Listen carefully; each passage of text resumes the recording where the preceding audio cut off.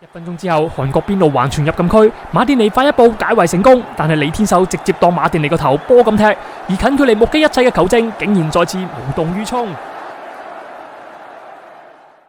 歡迎翻嚟 LF90，我係 R 波叔。如果問大家一場波想成為經典，需要有齊啲乜嘢元素？相信答案總係會離唔開好多個入球，又或者有絕殺反擊等等嘅戲碼。不過你又估唔估到，原來執法球證都可以令一場波成為永恆經典呢？一場距今24年，由02年世界盃主辦國之一嘅韓國對上意大利嘅16強激戰，至今仍然係唔少球迷心中難以忘懷嘅回憶。為免影響咗近年先睇波，對當年故事毫不知情嘅新球迷，波叔喺呢度暫時唔講太多住，等陣間睇翻成場波嘅經過，俾大家親身感受完，我先再分享更多睇法同埋相關事件嘅後續發展啦。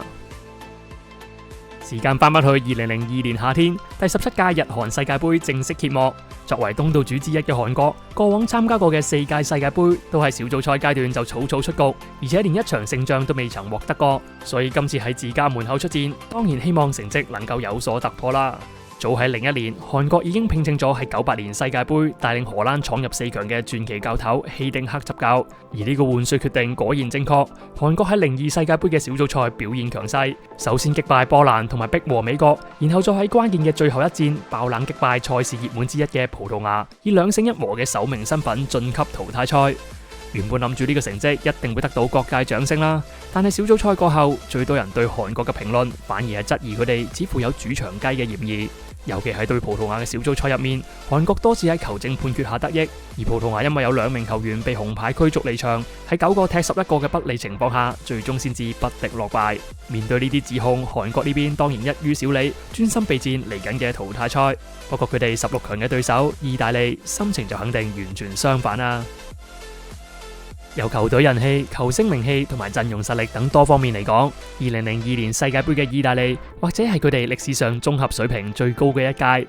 龍門有鋼門保方，後防線由隊長馬甸尼率領，而攻擊線亦都坐擁托迪、迪比亞路同埋韋利等等嘅傳奇前鋒。當屆意大利嘅陣容深度絕對具備挑戰冠軍嘅一切條件。雖然開賽之後意大利表現一如以往，喺小組賽嘅戰績唔算亮眼，最後一輪甚至要靠同組嘅克羅地亞意外輸波先至驚險出線。但係大家都知道，出名慢熱嘅意大利只要入到淘汰賽就會搖身一變，而佢哋16強嘅對手抽中韓國，當時都有唔少人覺得意大利嘅運氣唔錯，應該可以順利過關。但係多年過後，相信提起翻呢場波，所有睇過嘅人都會認為意大利嘅運氣其實係衰到貼地。到底點解大家嘅睇法會完全唔同晒？而呢場16強又發生咗乜嘢經典事件呢？我哋即刻返現場睇睇。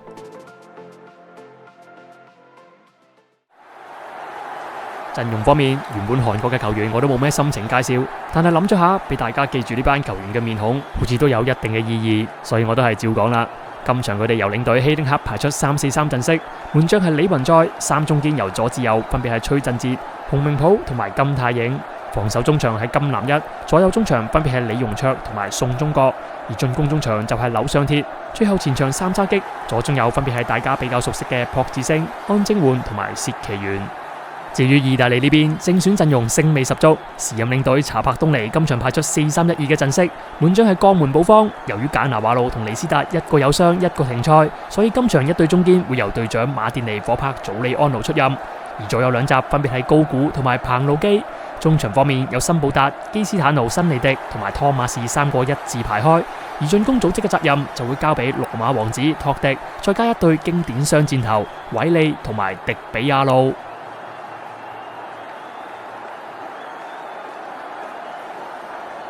隨住球證示意，藍衫白褲嘅意大利首先開波，比賽正式開始。場波進行咗唔夠4分鐘，韓國就有球員喺意大利禁區入面跌低，而今場執法嘅球證摩蘭奴亦都毫不猶豫直指12碼。到底發生乜嘢事呢？慢鏡見到彭路基喺防守過程中的確比較大動作拉扯韓國球員，所以呢個判罰亦都算係合理。12碼由韓國當家球星安貞煥操刀，佢選擇射向左下角，不過被補方捉晒路成功撲出，意大利驚險避過一劫。經歷完開場嘅12碼驚喜之後，隨後現場氣氛好快就恢復冷靜。上半場早段雙方都喺度互相試探，未敢大舉進攻，所以一直都冇太多到肉嘅埋門。直到第18分鐘，意大利把握一次角球攻勢，由韋利頭槌破網，協助意大利率先打破僵局。當時有報章報道，現場嘅韓國球迷成場波不斷挑釁意大利嘅球員，所以韋利入波之後，亦都做咗一個叫球迷安靜嘅手勢。而兩隊嘅火藥味就係由呢一幕開始正式升溫。第22分鐘，托迪同韓國球員爭波嘅時候，用手踭擊中咗對方面部，球證見狀即時向托迪送上一面黃牌。由於慢鏡見到托迪的確有犯規，所以被罰亦都無話可說，只係希望呢種嚴厲嘅執法，如果喺之後嘅賽事入面都可以一視同仁，咁就好啦。第36分鐘，韓國揾到攀平嘅大好機會，安正煥靈活轉身避開防守，不過最後一腳角度攞得太盡，結果射門未能命中目標。2分鐘之後，輪到意大利反擊，托迪睇通交出直線，湯馬士半單刀射門被對方門將撲出，迪比亞路想補射，但係離遲一步，結果都係被韓國快一步大腳解圍。第43分鐘，意大利防守角球嘅時候出現恐怖一幕，高估係混亂之間被人擊中眼角，結果血流滿面。不過慢鏡睇翻呢球，韓國球員同埋隊友湯馬士嘅手踭都有擊中高估，所以好難一口咬定係韓國球員所為。好在高估喺場邊接受治療之後，都可以翻入場內繼續比賽。冇幾耐，球證吹完咗上半場嘅賽事，意大利暫時將1-0嘅領先優勢帶翻入更衣室。睇到嚟呢度，可能你會覺得今場波似乎文不對題，好似都仲未有咩特別咁。不過相信我睇埋落去啦，一切爭議都會喺中場休息之後逐一出現。喺繼續睇下半場之前，希望可以先俾個 like 同埋撳個訂閱。如果想睇新片預告同埋更多足球資訊嘅，就記得 follow 埋 LF90嘅 IG 啦。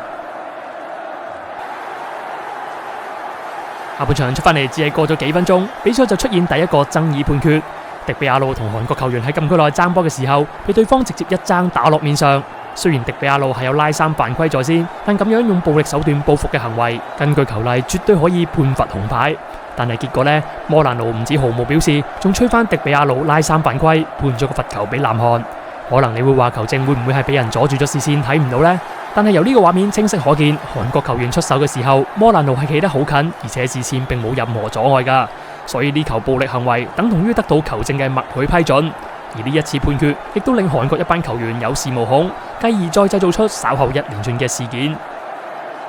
第69分鐘，森布達喺右路被飛鏟踢傷，慢鏡清晰可見，韓國球員隻鞋除咗鞋釘去先，隻腳仲舉得非常高。不過球證只係吹罰咗個普通犯規，連黃牌都冇出示到。而森布達亦都因為呢下受傷，需要退下火線。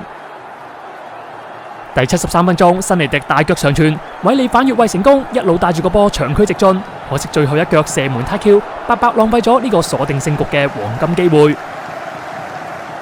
轉個頭，托迪中圈大波一口氣連過幾人，然後喺禁區附近被對方明顯出腳踢跌，不過球證竟然示意並冇犯規。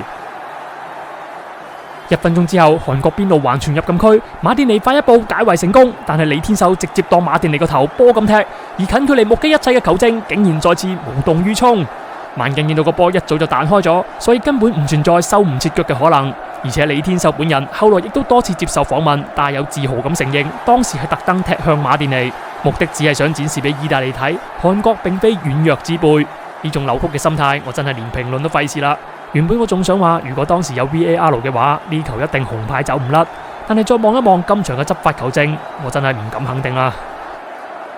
面對呢種帶住金身嘅犯規踢法，連見慣大場面嘅意大利都唔知點樣應付。結果由下半場尾段開始，場面形勢基本被韓國完全掌握，意大利嘅禁區亦都變得風聲鶴唳。第88分鐘，意大利球迷最唔想見到嘅一幕出現，彭魯基腳軟失誤，只能夠望住對方一射破網。呢個咁近嘅距離，就算保方再勁，都好難拯救得到啦。韓國喺完場前最後時刻將比數追成1-1，主場球迷嘅氣氛隨即陷入瘋狂。不過中圈開波唔夠1分鐘，戲劇性嘅一幕出現，湯馬士地波妙傳入禁區，韋利面對空門撞射，竟然撻 Q， 就咁將意大利嘅絕殺機會一腳射上觀眾席。雖然呢場波有球證呢個不利因素喺度，但事實上意大利自己亦都多次失機，為後來嘅結果埋下伏筆。冇幾耐，球證正式吹響完場哨子，兩隊需要用加時賽再分勝負。由於當屆世界盃仲留有金球救濟，所以邊隊入波先就會直接將勝利帶走。第104分鐘，比賽再次出現爭議性一幕，托迪喺禁區跌低，原本以為有絕殺12碼睇，但摩蘭奴上前竟然話托迪插水，所以向佢出示第2面黃牌，同時將佢驅逐離場。由慢動作嚟睇，韓國球員的確踢到個波在先，不過踢中托迪亦都係鐵一般嘅事實。你可以唔判呢球係12碼，但係咪要判插水、要俾牌就真係值得商榷啦。而且事發嘅時候自己企得咁遠，又有球員遮擋視線，能夠喺呢個狀況之下一口咬定托迪插水，然後切換對韓國犯規嘅寬鬆態度，用最嚴厲嘅方式送多面黃牌俾托迪2黃1紅嘅球證，相信都只有今日嘅摩蘭奴。喺呢個爭議判決之後，加時上半場亦都隨即結束。當時有唔少球迷開始擔心意大利嘅情況，不過破釜沉舟10人應戰嘅意大利原本仲有個絕殺比賽嘅機會。第110分鐘，韋利巧妙傳入盲眼位，托馬士後上形成單刀，但係旁證舉旗表示越位。呢球個人認為絕對係一個誤判，因為用慢鏡睇，其實托馬士並冇越位。意大利千載難逢嘅單刀機會就咁樣被呢個誤判扼殺咗啦。餘下時間，意大利球員嘅體力明顯下滑，加上一連串嘅爭議事件，一班球員嘅精神狀態已經接近崩潰，所以最後出現嘅悲劇，相信亦都無法避免。第117分鐘，韓國大腳斬入禁區，安植煥跳起壓過馬甸尼，然後一錘定音，將比數改寫成2-1。喺舊有嘅金球機制之下，場波直接結束，韓國絕殺比賽，全隊都陷入瘋狂嘅慶祝之中。而球場上唯一悲傷嘅，就只有精神散漫、一面茫然嘅意大利球員。賽後，世界各地球迷媒體譁然，紛紛發聲為意大利抱打不平。但係最關鍵嘅國際足協並冇明確表態，世界盃依然都要繼續進行。8強戰，韓國對上實力強勁嘅西班牙，又一次出現多個極具爭議嘅判決，包括西班牙3個入球被判無效，加時119分鐘西班牙獲得國球，但係球證提早吹完比賽等等。以上呢一切對韓國有利嘅判決，最終幫助佢哋喺互射12碼大戰擊敗西班牙，創造國家歷史晉級4強。當屆世界盃組委會主席兼德國名宿碧根包華去到4強戰，終於都忍唔住喺開賽前臨時要求國際足協更換球證，以確保比賽公平進行。結果球證換咗人之後，韓國對德國嘅4強戰再冇出現之前2場比賽嘅類似情況，而韓國亦都終於敗下陣來，結束咗神奇嘅黑馬之旅。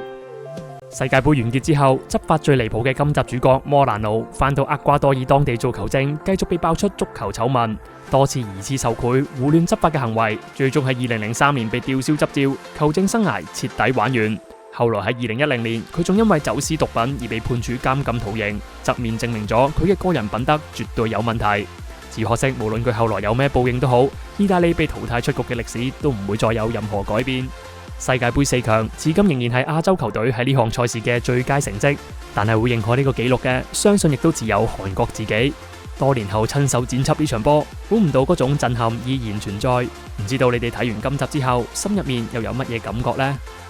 喺影片結束之前，想分享下 LF90 頻道嘅近況。由於可能係世界盃週期，所以近期版權打擊嚴厲咗好多，有部分舊片已經被下架或者被刪減片段。而目前我諗到嘅解決辦法，就係將呢啲已經被影響嘅舊片完整咁放翻落會員頻道入面，等呢啲舊片都仲有機會可以睇得翻。如果大家將來想重溫，或者想借呢個機會支持下 LF90嘅，不妨用杯咖啡嘅價錢加入會員做個波友啊！今集嚟到呢度就吹雞完場啦，歡迎留言分享你哋嘅回憶同埋睇法。我係 Ao 波叔，我哋下集再見。